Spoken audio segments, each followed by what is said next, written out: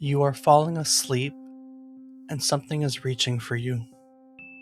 Not with hands, with rings of light scattering across a landscape that should not exist. Hills that curve like a held breath, water that glows from somewhere underneath itself. You do not walk here. You do not need to. A figure made of no gender and no fixed shape catches you mid-fall, and the two of you become one thing, weightless, spinning, chasing a trail of stars through the open air. Somewhere below, a clock is ticking. It is always ticking. If it catches you, you wake up. But right now, none of that matters because you are looping through rings faster than thought, faster than the version of yourself lying still in a bed somewhere, dreaming this exact moment into being. This is NiGHTopia. This is what Sega imagined a dream could feel like 30 years ago before anyone else dared to build one. Join us as we chase rainbows that never existed and dreams that belong to everyone on today's trip down memory card lane.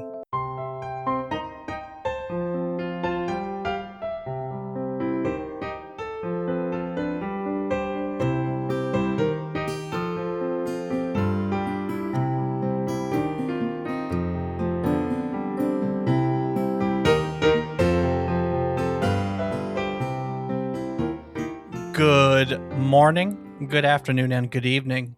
I hope these words find you well. Hello and welcome to the 306th episode of our video game history podcast, A Trip Down Memory Card Lane. Each week, we'll tell you a story relevant to the current week in gaming history. It can be about a game or the people who have created it. It can be about a console or the technology that brought it to life. We often talk about the companies that bring it all together, making our hobby video games a reality. While telling you each story, we hope to teach you something new about the topic, what it took from the world as its inspiration, or what it gave back to the world in its legacy.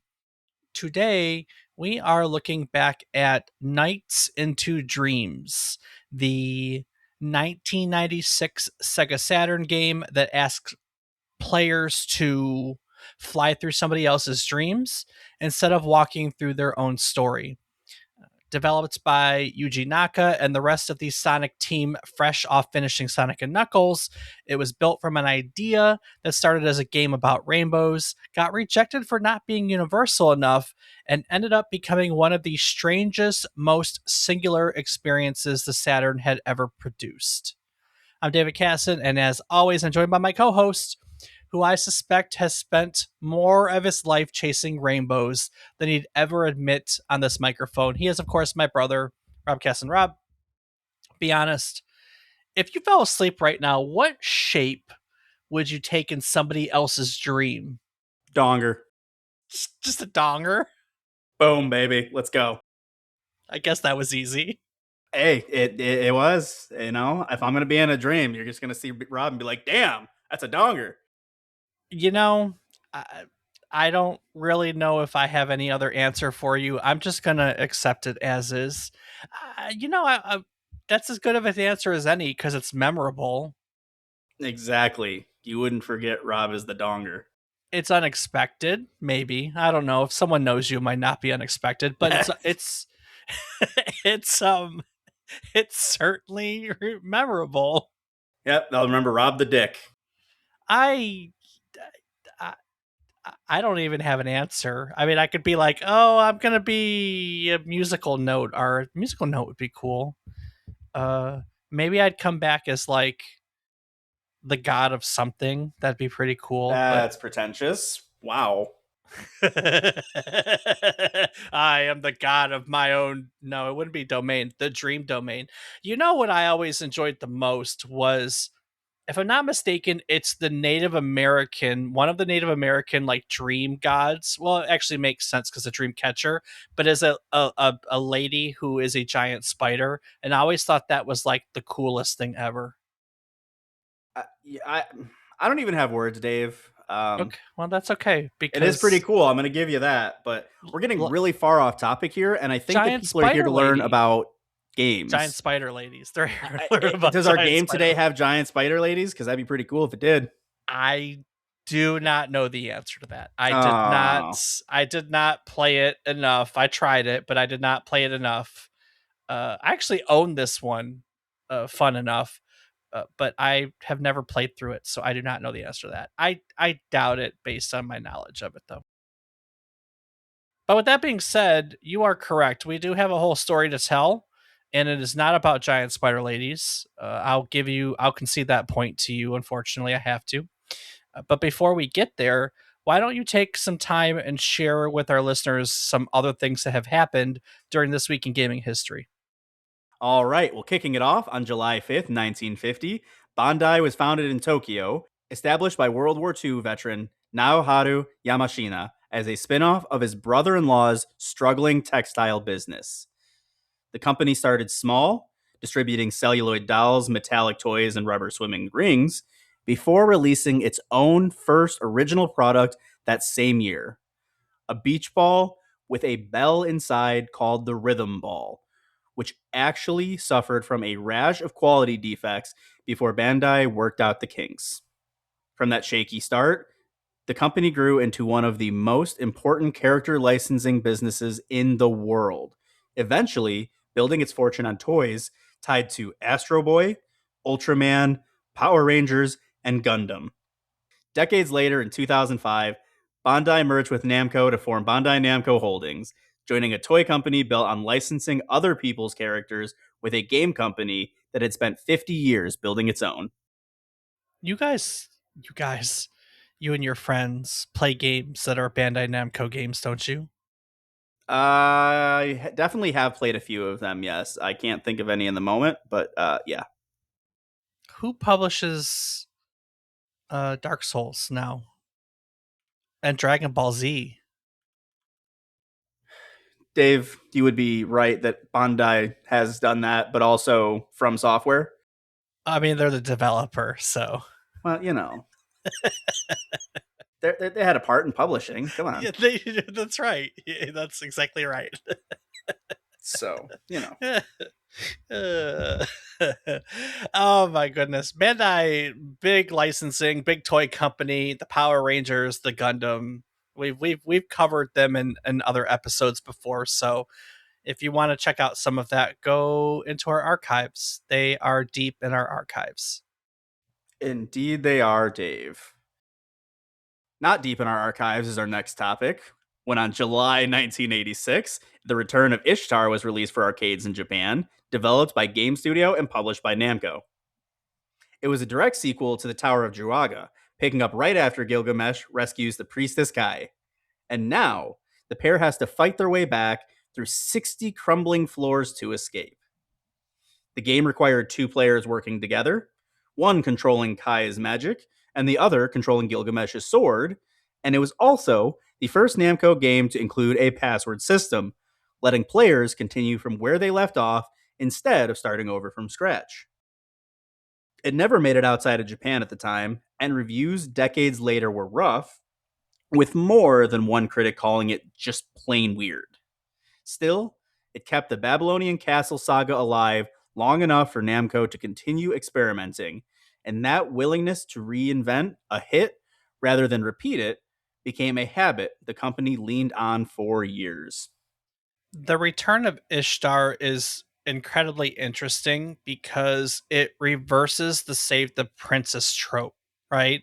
So the original in 1984, the Tower of Draga has Gilgamesh Gil, climbing the 60 floors to rescue Kai, and then 2 years later, Namco says, well, we're going to throw the save the princess bit out, and player one is Kai. So, now Kai is basically the lead character working her way down. Like, she's not the damsel in distress anymore.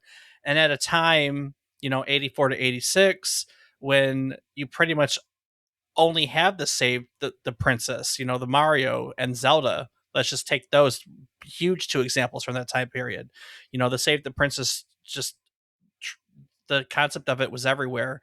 You have a really cool arcade game, obscure to be honest with you. I know it's not that well known, but you have a really cool arcade game that kind of flipped that idea in its head and had a main female character, basically working her way down the tower. It's honestly a pretty cool little moment in gaming history there in July of '86.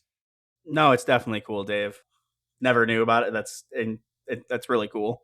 I'm also cringing at myself, realizing that I'm still using the Americanized Namco instead of Namco.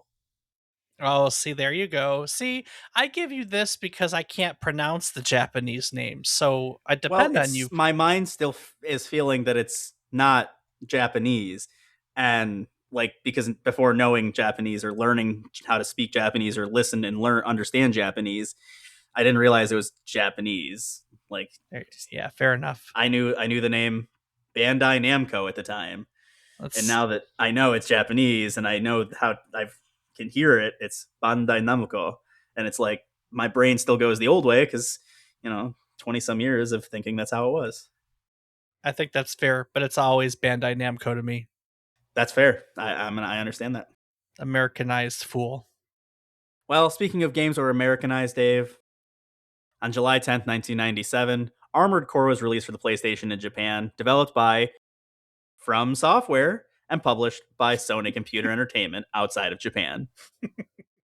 Set on an Earth devastated by a cataclysm called the Great Destruction, it put players in the seat of a mercenary pilot called a Raven, taking mercenary contracts from warring corporations and using the money to build out a fully customizable mech called an Armored Core.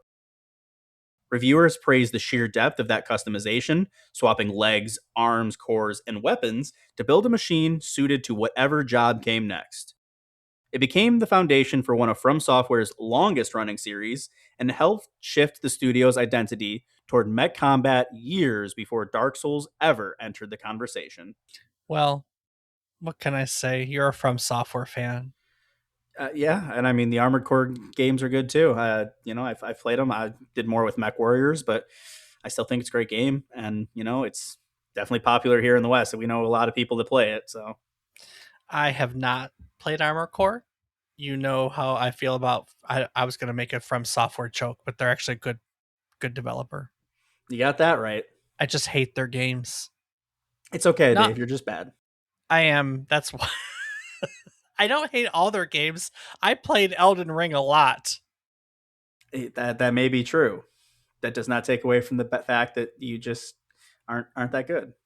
You're right. I'm not that good. But hey, we all have our things that we're good at.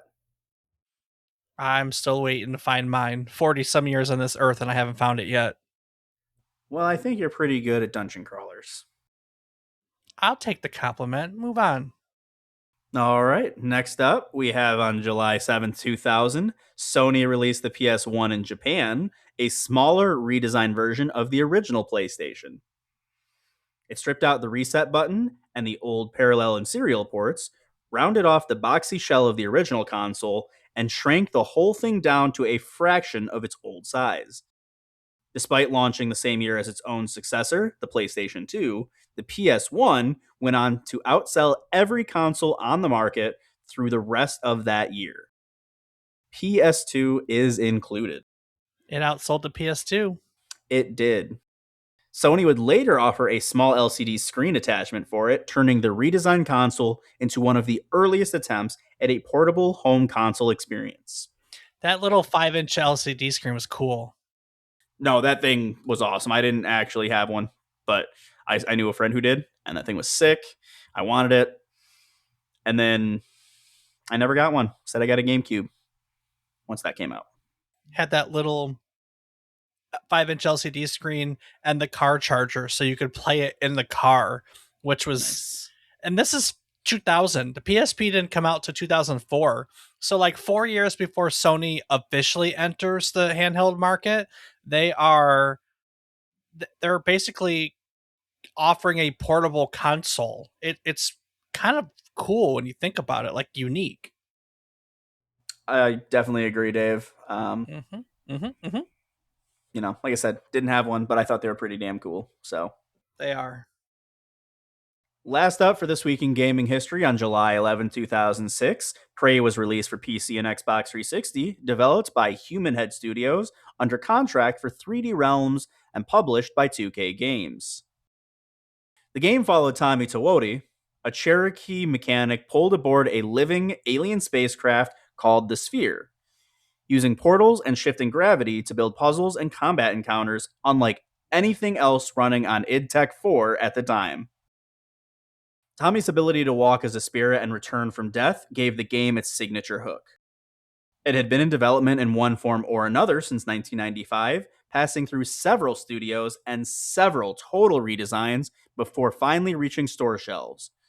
And when it did, it sold over 1 million copies in its first 2 months alone. Very unique game. If you haven't Indeed. never had a chance to play Prey, I would highly suggest going to do so because it's a lot of fun. It looked like a lot of fun. I never played it, but I've heard good things and saw good things. Also, we did an episode on it, which is in the archives somewhere. I forgot the episode plug. Man, I've been kind of bad about those lately. I feel like a slacker. So somewhere in our archives, Dave will find it for you and tell you later. You can find the episode of Prey. That's exactly but I don't remember right. that. So it's a good thing Dave said something. I don't know if that bodes well for me and my story. It must not have been that interesting. I mean, I just don't remember the name Tommy. Like that's it. I don't think we went that far into it. Prey was a game that I wrote there, it passed through several studios, went through several total redesigns. I think Corin Yu was involved at one point, not famous female program. Like it was a whole thing. So that's my story, and I'm sticking to it. Well, Dave, I don't think people are here to listen to that story. If they do want to hear it, they can go find it, but they're here for something else. So why don't we kick it into today's topic? And yeah. Come on. Every time I want to go on a tangent, you just reel me in. It's like, bummer, dude. Well, suck it. The story of Nights into Dreams begins with a rainbow. By late 1994, Yuji Naka had just finished Sonic & Knuckles. As lead programmer and producer on the Sonic series, he had spent nearly 5 years living inside the world of the Blue Hedgehog. And frankly, after that much time, he was ready to leave it behind for a while. So was Naoto Oshima, the artist who had designed Sonic himself and who would go on to direct this next project. Both of them wanted to build something that had nothing to do with rings or loops or Dr. Robotnik. Naka had an idea, one that he had been carrying for years, one that had nothing to do with speed at all. He wanted to make a game about flying. Specifically, he wanted to make a game about rainbows. In Naka's original vision, a rainbow touches the ground in 2 places, and at the foot of that rainbow sits the entrance to another world. He imagined a character who lived inside that space between the 2 touchdown points. You know, someone who could guide a child from one side of the arc to the other. It's a simple, beautiful image when you think about it. Every child who has ever looked up after a rainstorm has wondered where the rainbow actually goes. And Naka's idea was to answer that question with a video game. He did his research. He studied rainbows. He studied the physics of rainbows, the folklore around rainbows, the way nearly every culture has some story about what waits at the end of one. But then he ran into a problem that he could not design his way around. The Sonic team did not want to build a game just for Japan. They wanted something that would speak to children everywhere, in America, in England, absolutely anywhere that a kid might pick up a controller. And when Naka looked honestly at that goal, his plan just kind of fell apart in his hands. Rainbows are common in Japan. In fact, they're common in plenty of places. But there are, in fact, children who have gone and will go their entire lives without ever seeing one. Blind children exist, Dave. Very good. Well done. These are children who are in places where the rain does not fall the way it does in Japan. If the whole premise depended on a shared memory of chasing a rainbow, this part of their audience would be locked out before the game even started. And so Naka needed something universal, something that every single child on Earth already had access to, regardless of where they lived or what the sky above them looked like. Now, I do kind of want to add something to this because I think that this concept may have changed for now, right? Because right now we're Sonic and Knuckles era, we're 1994, the internet isn't really a thing. I think if you had the same conversation now, it's very different because the internet has kind of proliferated media to the point where it's hard to believe a world where someone doesn't know what a rainbow is. Also, let's just be honest, rainbow flags, very polarizing point, but it still helps people understand the concept of a rainbow, you know? But in 1994, this was not the case. There was no internet, it was just geography, and there are places in the world that, don't see rainbows. I don't live in one. It's hard to believe. So again, Naka was looking for a concept, one that every single child on Earth would have access to, something that any child could relate to. And he landed on dreams. Everybody dreams.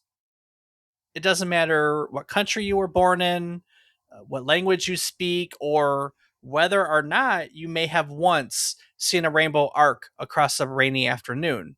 Dreams are the one experience, so to speak. I know there are people that are going to go out there and go, there are people that never dream. Okay, okay, okay, I get it. But I let's was just thinking that, Dave. yeah, I know. Dreams are almost universal experience that every human being on the planet already shares, no matter where they are. And also, no two people's dreams are ever quite the same. It was, in Naka's words, the perfect material. And once the team let go of the rainbow and they picked up the dream instead, something interesting happened. The research did not stop, it just changed direction. Where they had once been studying meteorology and folklore, they were now studying psychology, sleep, and the unconscious mind. That responsibility fell hardest on Takashi Iizuka, the lead designer on this project, who became so consumed by dream interpretation that he was analyzing Naka's dreams every morning before either of them had ever even sat down at their desks. The Sonic team had gone looking for a way to make a game about flying feel real, so to speak. What they found instead was a way to make an entire game world feel like it belonged to anyone who ever closed their eyes and dreamed. The rainbow was gone, but what replaced it now would become nights. Once the team had their dream, so to speak, they still had to figure out what kind of game it belonged in. And for a long time, the answer was not the one that anyone would expect looking at the finished product. Nights began life as a two-dimensional side scroller. That decision made sense at first, made sense on paper, right? The Sonic team had spent years mastering the language of 2D sprite art on the Sega Genesis, and Naka in particular was not eager to abandon it. He was, in his own words, extremely resistant to using polygons at all. He did not believe that a video game character built out of a flat, simple 3D shape or shapes, plural, could ever carry the same personality as a hand drawn sprite. To him, 3D would never have the charm that pixel art had. Pixel art had a vocabulary that entire team already spoke fluently. Polygons in Naka's eyes looked stiff, blocky, and cold, which was the opposite of everything that had made Sonic feel so alive. So the earliest builds of this game imagine the flying character rendered as beautifully detailed 2D sprite art, moving through the world the same way Sonic did, side on, fast, very expressive. Naka pushed for this hard. Some of that resistance was his just pure aesthetic, conviction. Some of it, he would later admit, was simply the stubbornness of a producer that was used to getting his way. But the dream concept, the foundation of this idea, just kept pulling against the decision. As the team dug deeper into what a dream world should actually feel like, they realized something. A flat, side scrolling plane could not capture the sense of depth and reality that they wanted Nightopia to have. Dreams do not feel flat. They, if you've ever seen Inception, they fold in on themselves, right? They stretch, they warp, they surround you. If the Sonic team wanted players to feel like they were truly inside somebody's dream rather than watching it scroll past on a screen, they needed a space that players could move through in every direction, not just left or right.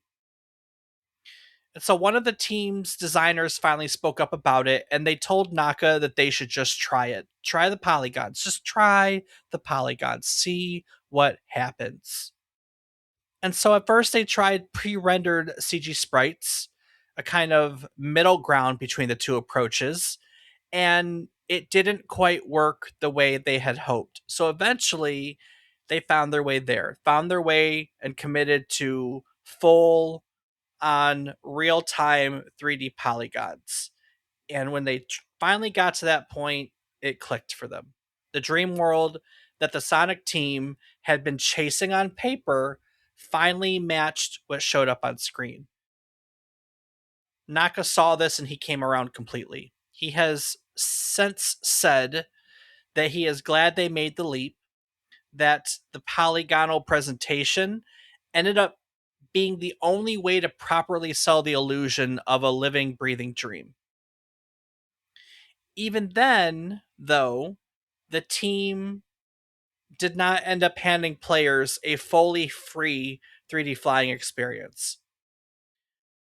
So Iizuka, the lead designer, has pointed to this choice as one of the hardest problems of the entire production. Early builds of Nights into Dreams let players fly with complete freedom through three-dimensional space, and it did not play well. Beta testers found it disorienting. They found it difficult to judge distance and direction while soaring at speed. It was too fast. Didn't convey the sense of everything that they wanted.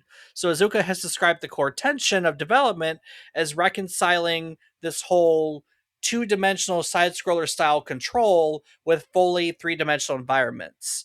That's a contradiction that at the time kind of sounded impossible to solve on its face. So the Sonic team basically solved it by compromising.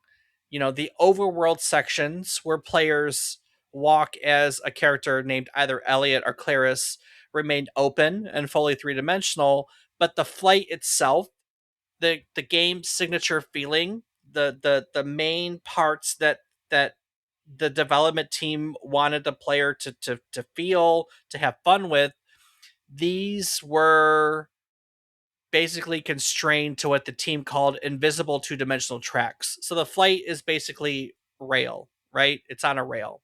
Players could not simply point the character anywhere in space. Instead, the flight kind of follows a predetermined path through each level, closer in spirit to a two-dimensional platformer than a true free roaming 3D game. It's just kind of, wrapped in polygons and rendered from a moving camera. But it worked, and it was at the end exactly the kind of solution that a team that was raised on 2D design would probably inevitably arrive at. The Sonic team did not abandon their side scrolling instincts when they moved into 3D. Instead, they smuggled those instincts, they tucked them, they hid them inside the new technology and built something that felt like neither one nor the other.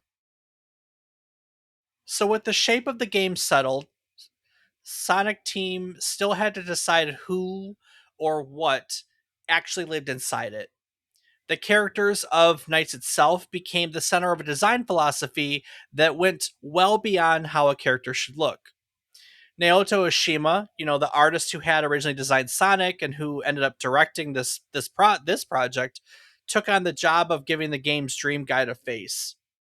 And he wanted something that could fly like a bird and carry the presence of an angel, but he also wanted to avoid repeating himself, right? Sonic had been built as this kind of animal human hybrid, and Oshima was determined not to simply do that again. He wanted Knights to have its own identity.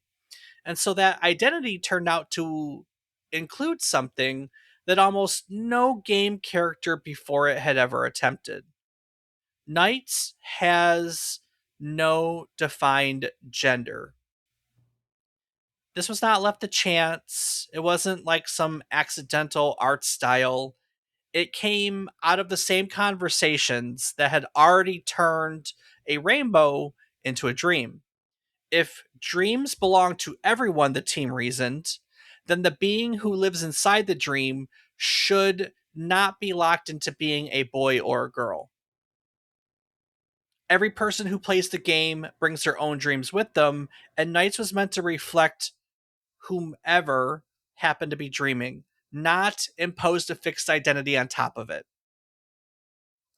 Naka has said plainly that because both men and women dream, the residents of the dream world should not carry gender at all, and that the form those residents take should be shaped by the dreamer, not the designers. That thinking connects to a body of research the team leaned on more directly than most game developers of the era would ever admit to. The Sonic team studied dream theory as they built out this world called Nightopia. They drew specifically on the work of Carl Jung and Sigmund Freud. Izuka has said that Knights, as a character, grew out of Jung's concept of the shadow, the hidden, the unacknowledged side of a person's own personality. Elliot and Clarice, the two children who dreamed themselves into this world, were built around Jung's ideas of the animus and the anima, the internal masculine and feminine aspects. Jung believed that within every person, believed they existed within every person regardless of their own gender. The team also pointed to a third figure alongside Jung and Freud, a psychologist named Frederick Holtz, who they credited with extending Jung's thinking about dreams and about helping, and it helped them shape their sense of what a dream world could actually look like. Whatever Holt's exact scope of his influence, his presence, just the fact that I found it fascinating that the Sonic team mentioned him along two of the most famous names in psychology. It really says something about how impactful he was on the Sonic team when they did their research. Yeah, that's fair. It's easy to come up with those with Jung and Freud. It's incredibly easy. Whenever anyone talks about psychology, even if you don't know much about psychology, those are the names you're going to reference. But who the heck knows Holtz? So Yeah, I couldn't. I definitely didn't know that one. Not that I studied psychology, but still. these psychology theories, these dream theories, this was not just surface level dressing that was borrowed to sound clever.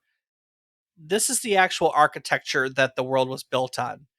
And none of that philosophy would have mattered if the character himself, herself, itself, whichever we're going to go with, had not landed with the players. Oshima leaned into a design overall that blended influences from Japan, from Europe, and from America, hoping to build something that felt universal rather than tied to any one culture's specific idea of what a hero should look like. He also made a choice that seems small until you learn the story behind it. Knights is purple. And inside the toy industry at the time, conventional wisdom held that children simply did not respond well to that color. Oshima tested it anyways. kids responded to purple just fine. It became one more, bigger assumption that the team quietly refused to accept at face value. By the time NiGHTS was finished, the team had built a character who was neither male nor female, styled from a blend of cultures rather than one, colored in defiance of industry wisdom, and shaped by academic psychology, that most video games of the era would have never thought to touch. It was, in every sense, a character built specifically not to look like anything that had come before it. Now, a finished game is only as good as the hands that get to touch it. And by mid development, the Sonic team had a problem. The standard Saturn control pad, with its digital 8-way D pad, simply could not translate the feeling of flight that the team wanted to have. Diving, looping, baking gently through, a ring of stars, none of that comes across through a pad built for pressing, left, right, up, or down. True that. NiGHTS needed something to basically. NiGHTS needed something that the Saturn didn't have yet, which is an analog stick. And so development of an analog controller for the Saturn began roughly 6 months into the project, once the flying mechanics were far enough along to reveal exactly how badly the digital pad was failing them. The goal, in Naka's words, was to let players feel synchronized with the character on screen, so that the controller itself seemed to disappear and the player's own sense of motion took over. That is a difficult feeling to engineer on purpose, and the Sonic team went through an enormous amount of trial and error trying to find it. Naka has said that the team tested nearly 100 different design patterns before settling on the final shape, refining grip, stick placement, and resistance, until the pad felt like a natural extension of the hand rather than just this piece of hardware sitting between the game and the player. Some of those experiments went further, than a simple analog stick. The team joked about a hands-free control scheme, something that could read player intent without any physical contact at all. And more concretely, they explored a large foot-operated controller that actually reached the prototype stage. We have those type of controllers now, accessibility controllers. It's kind of fun that people were thinking about it here in the 90s. For different reasons. None of those alternate designs made it to market, but they do show just how far the Sonic team was willing to wander before settling on the layout that finally did ship. The final design, an analog stick that was paired with Saturn's existing digital pad, became the Saturn 3D control pad, which was bundled with some copies of this game at launch. It also arrived just within days of Nintendo's own analog stick, which was built for the, Super Nintendo 64. Super Nintendo 64? Wow. Yeah, which Dave. was built for Super Mario 64 rather, and its newly launched Nintendo 64. A coincidence, this was kind of just a coincidence of timing, but it's really interesting, and it really goes to show you that two competing platform each concluded independently that the future of console gaming required an analog thumbstick to work. Now, of course, the Saturn's controller is a footnote in history. Nintendo's version would go on to define, console controller design for several console generations after. It's just important to note that Sega's got there just as early, but it was attached to a game far stranger and far less remembered. Fun little side note, before either controller, though, reached a single customer, one visitor got to touch the prototype first. Oh, who's that, Dave? Steven Spielberg, the American filmmaker. Okay. He visited Sega's offices while NiGHTS was still in development, and Naka's team gave him an experimental version of the new analog pad to try. So he became the first person outside of the Sonic team to play any version of the game. Supposedly, the team was sufficiently charmed, or maybe sufficiently starstruck, or maybe sufficiently starstruck by him that they kept referring to the prototype afterwards as the Spielberg controller, and that nickname kind of stuck Wow. with it through the rest of development. Sure, he loved that. I'm sure he loved that. You know, Rob, hearing about the sheer number of controller prototypes, Sonic Team went through nearly 100 design patterns, a foot controller, even a joke about reading players' minds at some point in the research. It really makes me appreciate that recording a podcast doesn't require all these different pieces of hardware. Right. No ESP headset, no enormous foot pedal taking up half of the office. Nope, it's simple.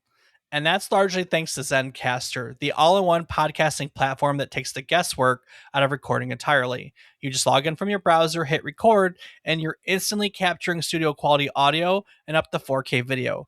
There's no 100 and some failed prototypes required. But what happens if something goes wrong mid recording? Because in our case, that's when it's going to go wrong. Well, that's when Zencaster's multi-layered backups come in. Even if your connection drops, your recording stays safe and the highest quality. There's no lost footage, no lost audio, no starting the whole session over.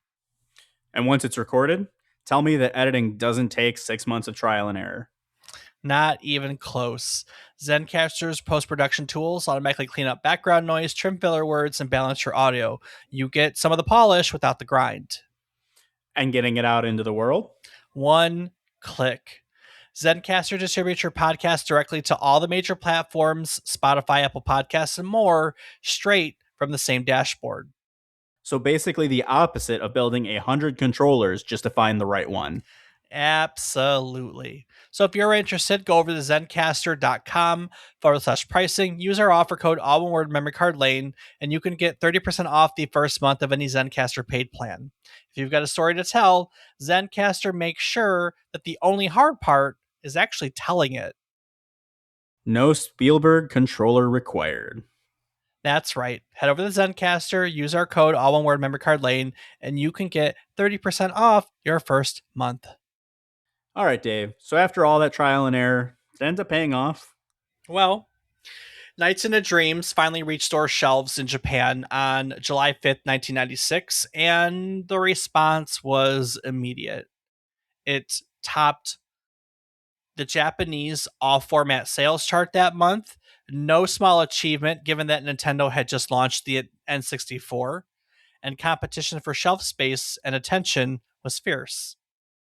By the end of the year, it had sold nearly 400,000 copies in Japan alone, making it the best selling game the Saturn ever had in its home market.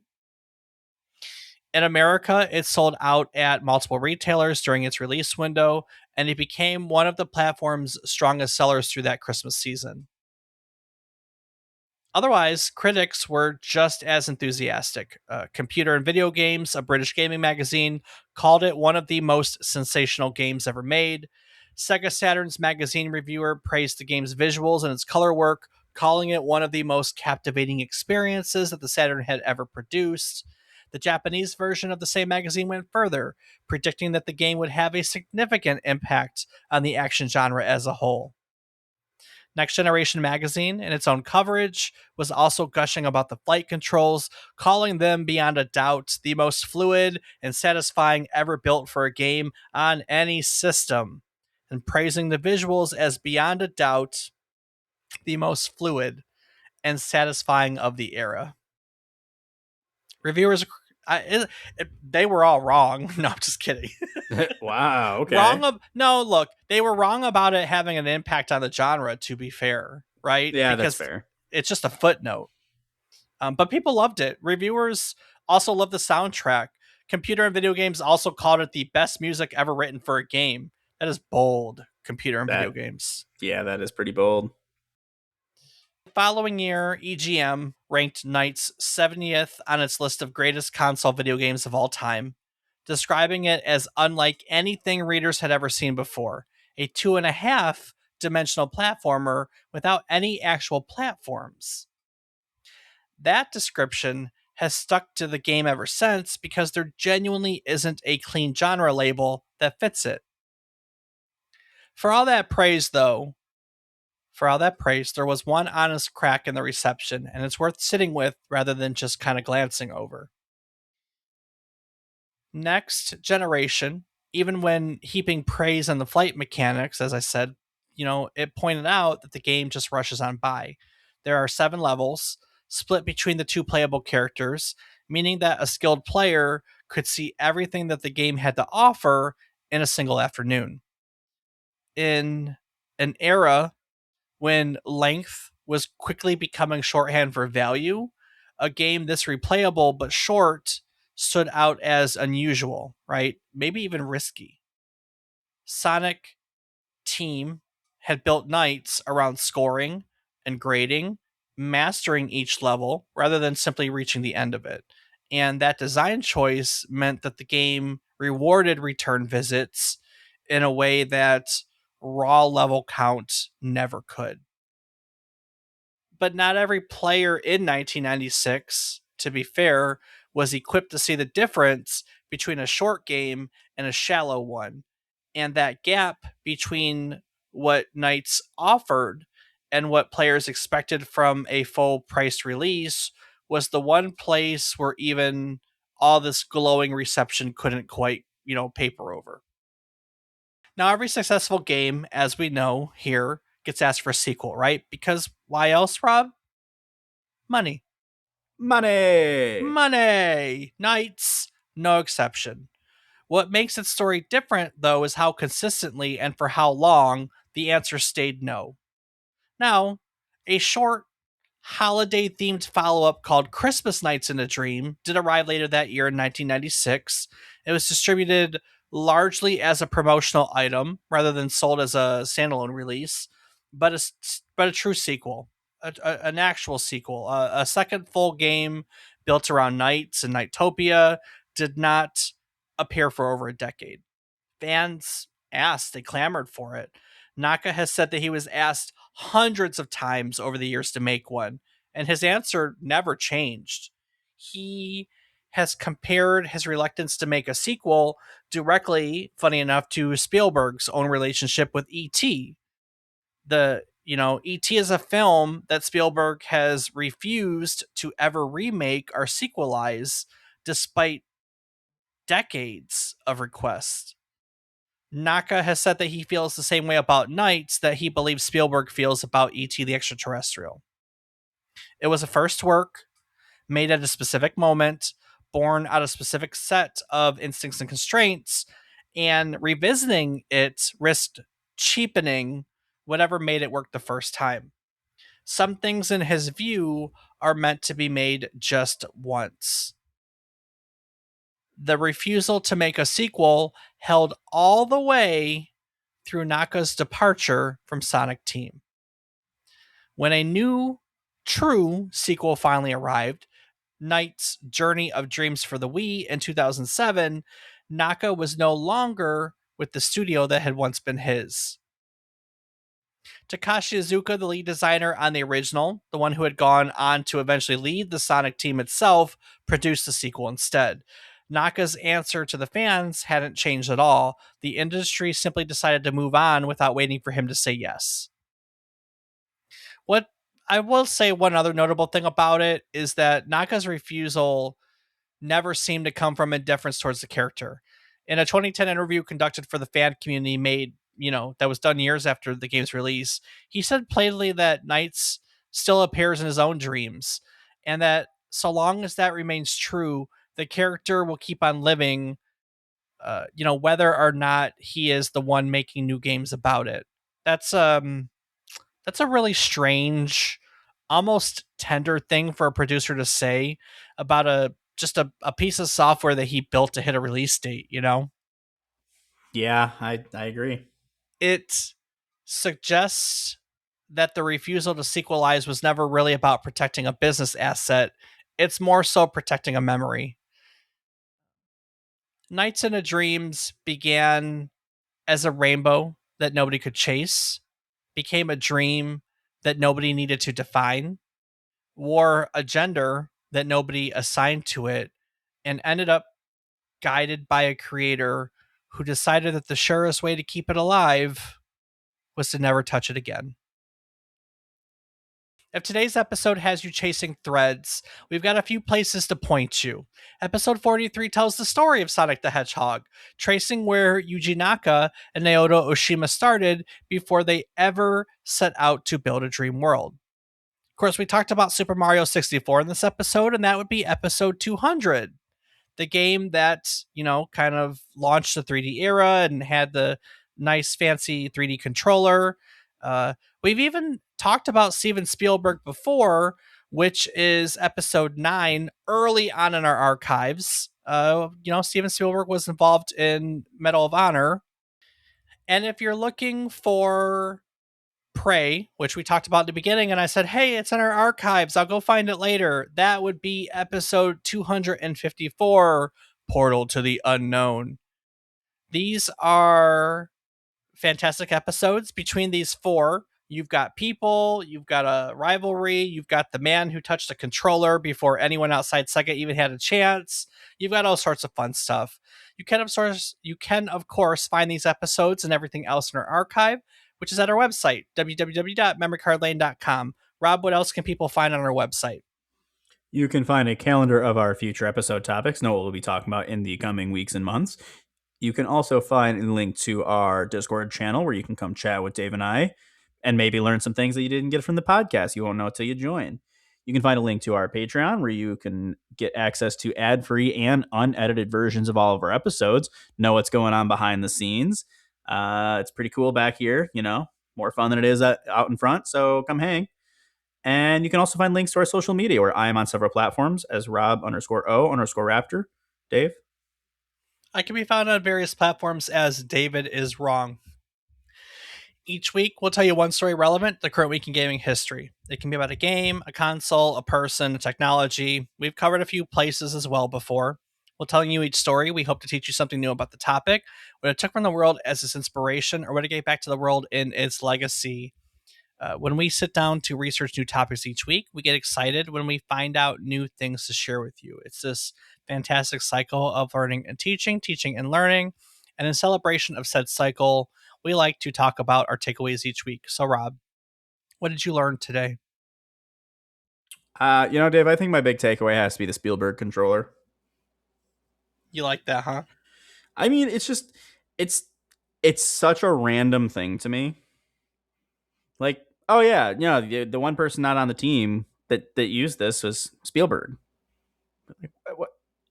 Why? I know it's so like, such is he a big random video game player that I don't know about? I mean, he did make Medal of Honor in the 90s. We yeah. That I forgot Medal of Honor came before this. You're right. Medal of Honor. It's probably about the same time, isn't it? When is Medal of Honor? That's actually a valid point. Medal of Honor is, let's see, Medal of Honor games. The first Medal of Honor came out in 1999. So this is probably when he was starting to consider get into video games. You know what? And it could, thinking about that, it could be very well where he got the idea for the movement for Medal of Honor. Maybe. He had that joystick and he's like, whoa, you can use this to move and look. That's crazy. And then boom, now you're out here shooting at Nazis. It's a little... the idea for Medal of Honor came from watching his son play GoldenEye. He thought it'd be cool to kind of take what he saw his son doing and like merge it with Saving Private Ryan is essentially like the basis. Look at me, I'm Dave. I remember things from this podcast I have. But to be fair, I do think there's some merit in understanding that here, when we're talking about the Sega Saturn, which is a little bit before this, he was already kind of exploring the idea of, getting into video games, because he founded DreamWorks Interactive, his game studio, in 95, and this would have been just after that. So my guess is he was probably meeting with Sega to figure out, hey, we're going to be doing things, with the Sega Saturn and so on and so forth, and just happened to be the first person to touch that controller. And I think that's cool, right? Like, we always talk about some of our favorite stupid things, and I always talk about what's my favorite thing. What's my favorite random thing to talk about? The gorilla.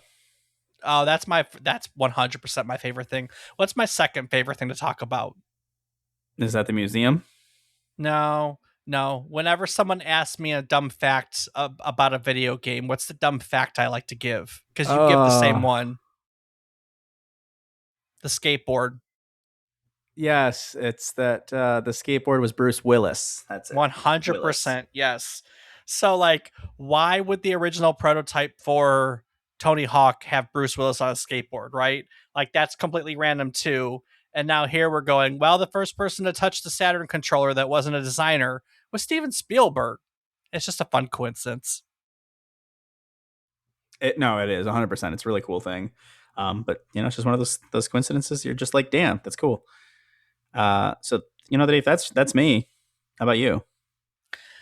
I really enjoyed this whole I really enjoyed this whole thing because, like, you don't give much thought into sometimes why something's designed the way it is, right?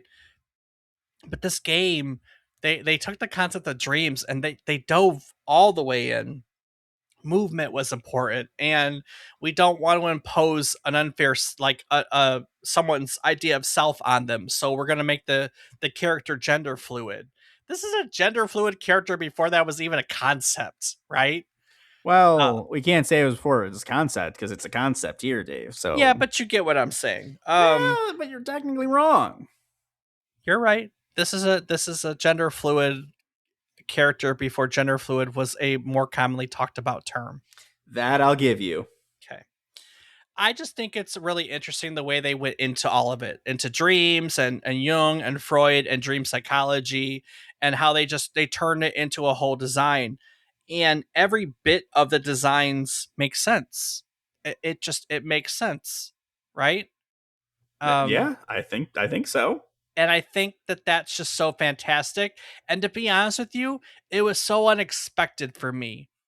I have nights. It's one of the I have a Saturn in like two games, and this is one of them.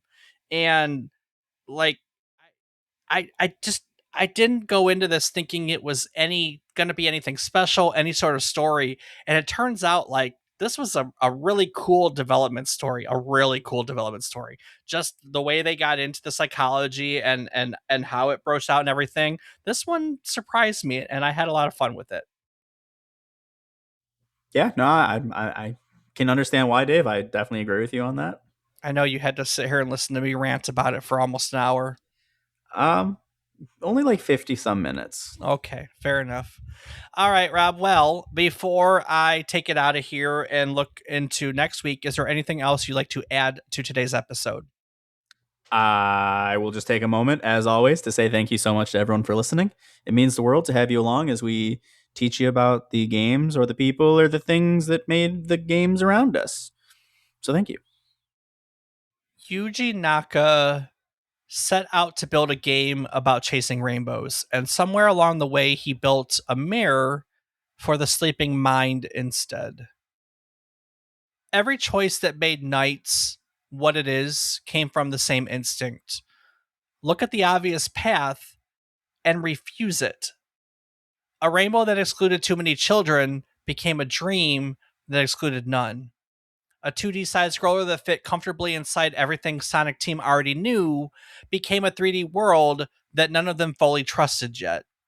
A hero who could have been a boy or a girl became neither, because the whole point was never to impose an identity, only to reflect one back. Even the controller in your hands was never good enough until it disappeared entirely, until flying felt less like pressing buttons and more like remembering how to dream. And when fans came asking for more, for a sequel, for another trip through Nightopia, Naka kept saying no, not out of indifference, out of the belief that some things are only whole because you leave them alone. Knights still visits in his own dreams, by his own account 30 years later. And maybe that's the only sequel he ever needed to make. Just saying. Maybe, Dave. Next week, we are trading dreams for something even stranger. A dream that came before almost anyone knew what a video game world could be.